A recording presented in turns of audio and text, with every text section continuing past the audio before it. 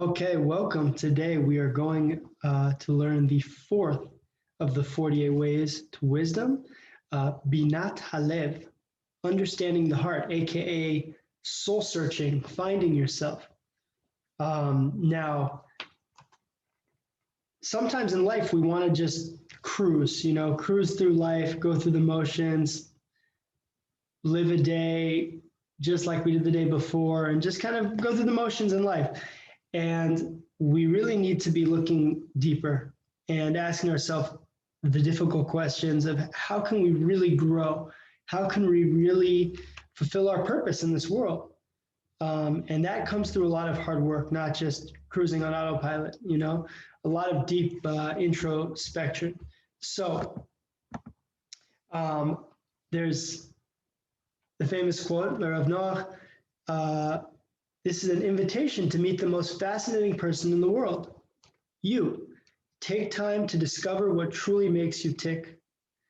And don't wait for a crisis to happen in your life, for something bad to happen where suddenly you realize it's time to do some soul searching. This does happen to a lot of people where a negative thing happens, and then from that they do become balei tshuva, or they end up traveling the world or switching jobs or whatnot. But we can also make changes without, sometimes thankfully a tragedy does force us to change our ways, but we can make these changes every day, even without a tragedy in our life, has v'shalom. So we always need to be looking to grow and to be getting to know ourselves better, because we have a tendency to be kind of like sheep and just like follow our surroundings and do what everyone else is doing. But we have to really know that we each have a special purpose in this world, and we have to understand what we are all about and what we can contribute to the Jewish people and to the world, and be constantly evaluating that. So in Israel, at least, very common after the army, people like to, after being following so many rules for a few years, people like to just let loose and travel the world, travel to India. It's very, especially in the secular Israeli culture, a big thing to do your post-army trip, some exotic places in the world. And people are really looking to find themselves and to do some soul searching. And I think people have a good time, but I know that the vast majority do come back to Israel feeling a little bit more lost instead of found.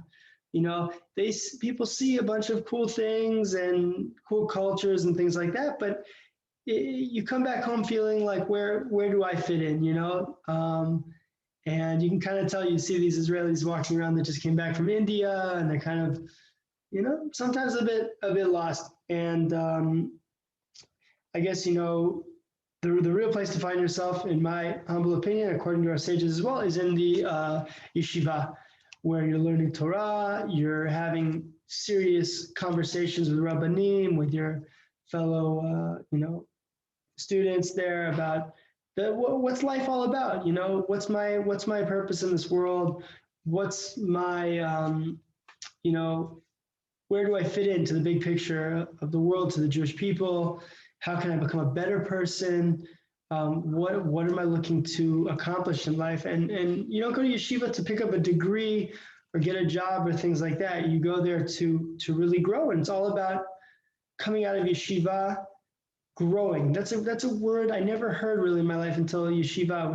Yeshiva is all about, I want to grow. And what's growing? Growing is about knowing yourself better, knowing what makes you tick, knowing how you can become a better person. And that is some of the best, the biggest, it's such a happiness, such simcha to learn these skills about yourself, and to feel like you're becoming a better person and a wiser person, a more knowledgeable Jew, and looking at life through different perspectives, and feeling like you're getting closer to figuring out what your goals are. So, you can travel all around the world, but my opinion, stay in Eretz Yisrael, go to yeshiva, learn shtaig, as they say, and you'll find a lot of the answers right there. So, okay, 10 questions that you can ask yourself. These are an example of 10 different questions you can ask yourself to really dig into yourself and see what you're living for. What am I living for? Question number one. What are my primary goals in life? Why did I choose this career? And am I satisfied with it? What is my greatest accomplishment? What is my motivation for doing what I do? What really makes me happy? What can I be how can I be happier and more fulfilled? Is it more important to be rich or to be happy? What are my future plans? Why? What are my secret dreams and ambitions? Why haven't I fulfilled them? Okay, so these are all deep questions. You can do this little test on yourself. I went through this list myself, and some of the questions I feel like I know this one well, and some maybe I'm still formulating it out. These are some of the deep questions in life. And when a couple is dating in the frum world and getting ready with the goal of getting married, there are a lot of questions that are very important to finding if a couple is compatible, mostly around are the lifestyles compatible for the future going forward for the rest of their life. Whereas I think in other circles, let's say, it's more about the experience of the dating and are the two enjoying being with each other and things like that. But sometimes the long-term goals are not discussed. Things like children, community,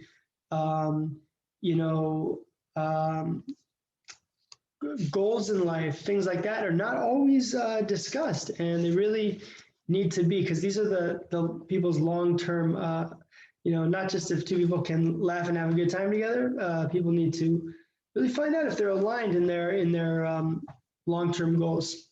So whether in the dating scene or for a person individually, we always need to be asking these questions, the deeper questions. And so like, here's an example.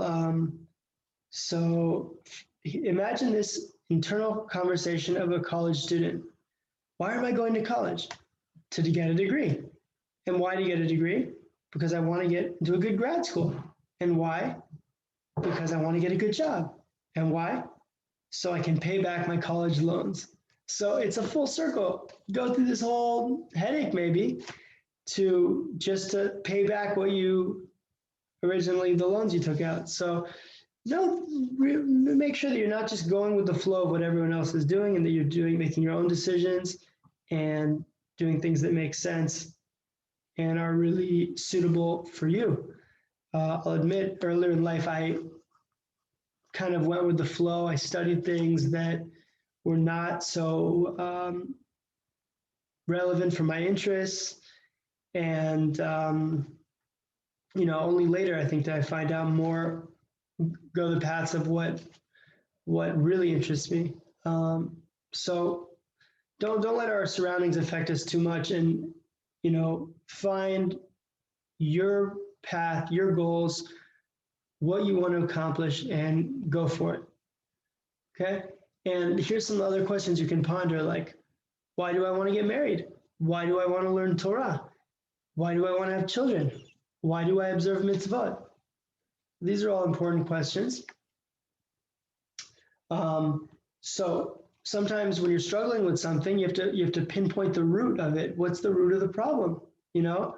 And let's say you broke your leg. I read this just in Rav Noach's biography today, that one of the Bachrim, at the yeshiva broke his leg, and Rav Noach said, Refuah Shlema, what are you learning from this? What can you learn from this experience of hobbling around in a cast and crutches?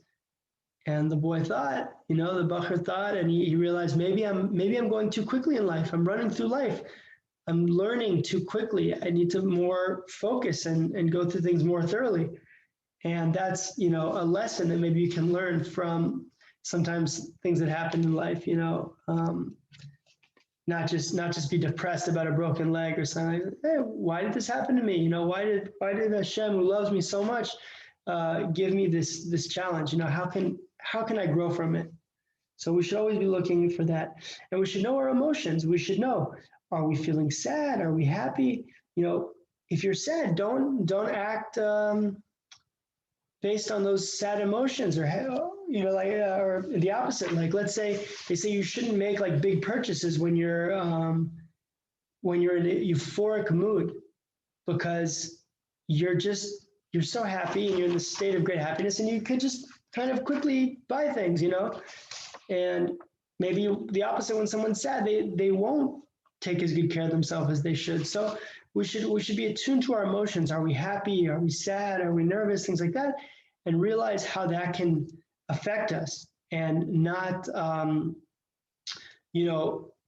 and try to balance ourselves out. That if we're feeling a little depressed, things like that, then try to pick ourselves up in a way that we're still taking care of our bodies, our minds, still, staying tidy, and not, letting the depression take us over. Or if we're extremely happy, not letting that make us become arrogant, or take on too big of projects, things like that. So we need to be attuned to our emotions and not let them control us too much. We need to be smart about that.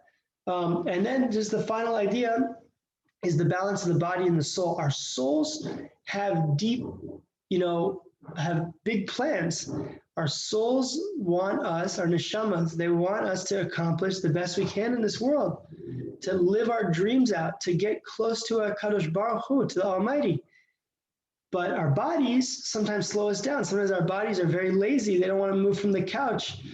They don't want to, even if you do like to move around, I like running, but sometimes my mind is lazy and doesn't want to think too much, So we have to realize that our souls want to achieve great things, and our bodies sometimes, want to be lazy and escape pain and escape challenges and to basically sleep.